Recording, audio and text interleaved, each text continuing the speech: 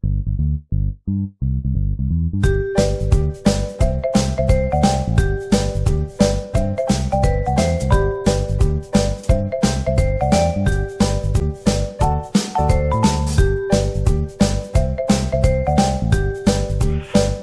demografi di Sumatera Utara. Indonesia. Berdasarkan letak astronomisnya, Indonesia terletak antara 6 derajat 4 menit 30 detik lintang utara dan 11 derajat 0 menit 36 detik lintang selatan, dan antara 94 derajat 58 menit 21 detik sampai dengan 141 derajat 1 menit 10 detik bujur timur, serta dilalui oleh garis khatulistiwa yang terletak pada garis lintang 0 derajat. Berdasarkan letak geografisnya, Indonesia terletak antara dua benua, yaitu benua Asia dan Australia, serta dua samudra, yaitu Samudra Hindia dan Samudra Pasifik.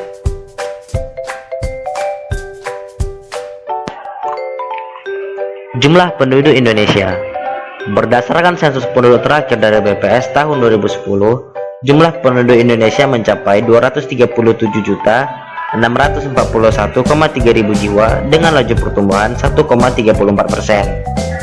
Saat ini, berdasarkan hasil proyeksi penduduk oleh BPS, terdapat sekitar 261.890,9 ribu jiwa penduduk Indonesia di tahun 2017. Sumatera Utara adalah salah satu provinsi yang berada di bagian barat Indonesia. Wilayah ini terletak pada garis 1-4 derajat lintang utara dan 98-100 derajat bujur timur, dengan total luas wilayah daratannya sebesar 72.981,23 km persegi. Jumlah penduduk Sumatera Utara. Menurut BPS Sumatera Utara, jumlah penduduk Sumatera Utara pada tahun 2017 sebanyak 14.262.147 jiwa. Angka ini membuat Sumatera Utara menjadi provinsi keempat terbesar penduduknya di Indonesia. Dilihat dari wilayah kabupaten atau kota, proporsi penduduk terbesar Sumatera Utara berada di kota Medan, yakni sebesar 2.109.339 jiwa atau senilai 16,2% dari total penduduk di Sumatera Utara. Kemudian disusul oleh Kabupaten Deli Serdang dengan total penduduk yaitu sebesar 1.790.431 jiwa atau senilai 13,7% dari total penduduk yang ada di Sumatera Utara. Apa itu bonus demografi? Bonus demografi merupakan salah satu perubahan dinamika demografi yang terjadi karena adanya perubahan struktur penduduk menurut umur.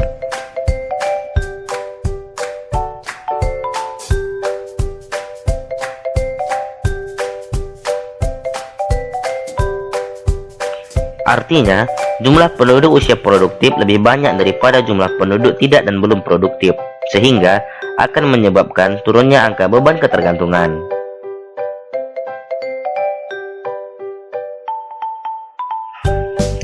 Piramida penduduk Indonesia. Menurut piramida penduduk Indonesia tahun 2017 ini, diketahui bahwa piramida tersebut berbentuk ekspansif, di mana pada bagian bawah lebih besar daripada bagian atas atau berbentuk mengkerucut. Hal ini menandakan bahwa penduduk usia muda lebih banyak daripada penduduk di usia tua. Berdasarkan piramida tersebut, 10-20 tahun lagi ketika penduduk usia muda yang saat ini berusia kurang 14 tahun menginjak usia produktif yaitu 15-64 tahun, maka akan terjadi bonus demografi di Indonesia akibat melimpah dan lebih banyaknya usia produktif dibanding dengan jumlah usia non-produktif.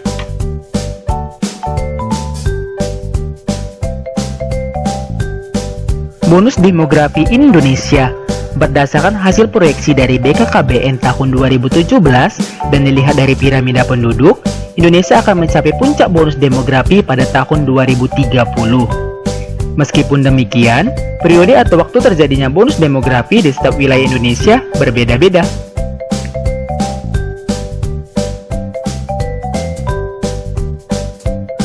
provinsi yang mengalami bonus demografi. Adapun provinsi di Indonesia yang akan memperoleh bonus demografi pada tahun 2030 yaitu Bali, Sumatera Selatan, Kepulauan Riau, Kalimantan Selatan, Sulawesi Utara, Kalimantan Tengah, dan beberapa provinsi lainnya. Diperkirakan pada tahun tersebut, generasi usia produktif di provinsi-provinsi tadi dapat memberikan kontribusi besar terhadap daerahnya.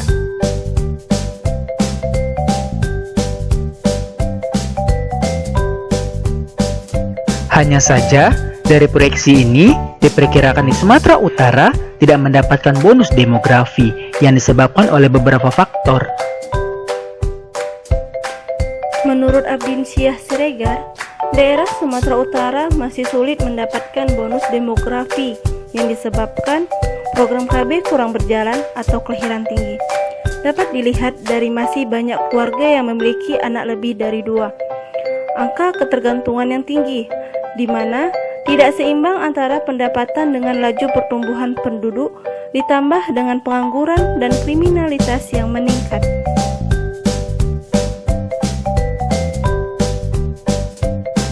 Jadi, apa yang harus dilakukan untuk mendapatkan bonus demografi? Persyaratan bonus demografi. Yang pertama, sumber daya manusia, yaitu menyiapkan kualitas sumber daya manusia yang akan masuk angkatan kerja melalui kesehatan dan pendidikan. Berikutnya tenaga kerja, yaitu menyiapkan keterampilan dan kompetensi tenaga kerja. Dari segi kependudukan, dengan menjaga penurunan total fertility rate. Dari segi ekonomi, dengan meningkatkan dan menjaga stabilitas ekonomi masyarakat. Pendidikan, meningkatkan kualitas guru, meningkatkan sarana dan prasarana pendidikan, meningkatkan kualitas belajar, meningkatkan bantuan pendidikan dan beasiswa, meningkatkan pelatihan berbasis keterampilan di luar lembaga pendidikan.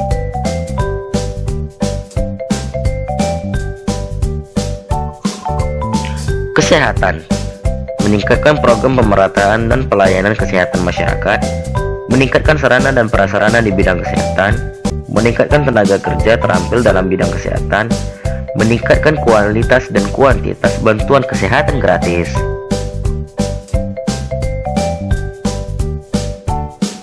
Total fertility rate adalah istilah yang digunakan dalam bidang demografi untuk menggambarkan jumlah rata-rata anak yang akan terlahir dari seorang wanita selama masa reproduksinya per 1000 wanita. Di Sumatera Utara, angka TFR cukup tinggi, yaitu 2,66 di atas TFR nasional, yaitu 2,33. Sehingga tindakan yang perlu dilakukan adalah menurunkan dan mencegah tingkat kelahiran. Cara-cara yang dapat dilakukan untuk menurunkan dan mencegah naiknya tingkat kelahiran seperti menggalakkan genre pada generasi muda, pemerataan pendidikan, batas minimal usia menikah, dan program KB. Tenaga kerja, mendirikan lembaga pelatihan untuk meningkatkan keterampilan masyarakat, membuka kesempatan magang untuk menambah pengalaman kerja, meningkatkan kualitas mental dan spiritual tenaga kerja seperti kejujuran, kedisiplinan, tanggung jawab, dan keimanan, serta menanamkan jiwa wirausaha kepada masyarakat. Apa yang akan terjadi jika syarat bonus demografi tersebut tidak dipenuhi? Yang terjadi adalah bencana demografi.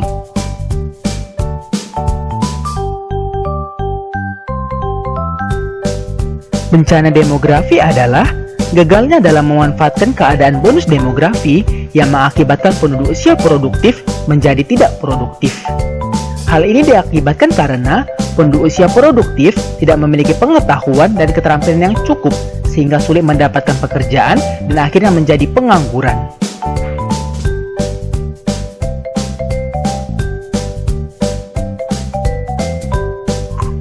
Yang dirasakan individu.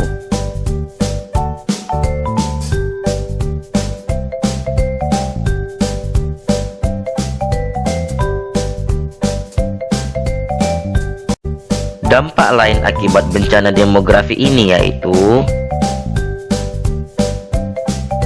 beban ketergantungan tetap tinggi.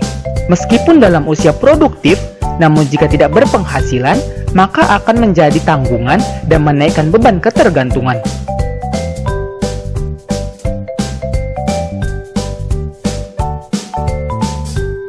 Perekonomian negara atau wilayah menurun. Rendahnya penghasilan penduduk dan tingginya angka ketergantungan akibat tidak bekerja menyebabkan pemerintah harus melakukan subsidi terhadap bahan pokok masyarakat sehingga mengurangi kas negara.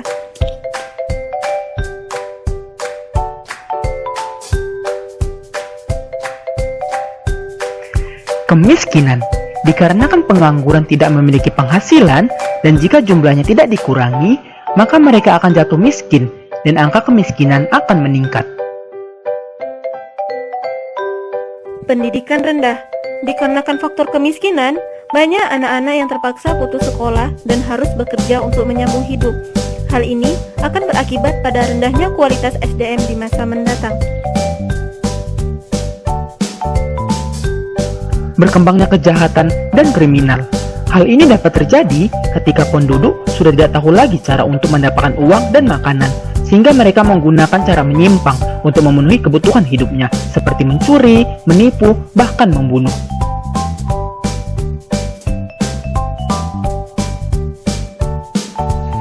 Bertambahnya kawasan kumuh. Hal ini diakibatkan karena rendahnya penghasilan penduduk sehingga tidak mampu membuat tempat tinggal yang layak. Akibatnya, mereka menempati lokasi-lokasi seperti pinggiran sungai atau rel kereta api yang masih memiliki lahan kosong untuk ditinggali. Rantai kemiskinan. Kesehatan yang rendah, pendidikan yang rendah akan menghasilkan kualitas sumber daya manusia yang rendah. Kualitas sumber daya manusia yang rendah sulit untuk mendapatkan pekerjaan. Dikarenakan sulit mendapatkan pekerjaan, maka akan berpenghasilan yang rendah. Orang yang berpenghasilan yang rendah akan menjadi orang yang miskin. Oleh karena itu, rantai kemiskinan ini harus diputus untuk mencapai golden era untuk 100 tahun Indonesia di tahun 2045. Generasi muda, ayo generasi muda, saatnya untuk memperbaiki diri untuk menggapai bonus demografi. Memperbaiki bangsa dan negara ini demi dirimu sendiri, orang yang kau sayangi dan kau cintai, serta jayalah ibu pertiwi.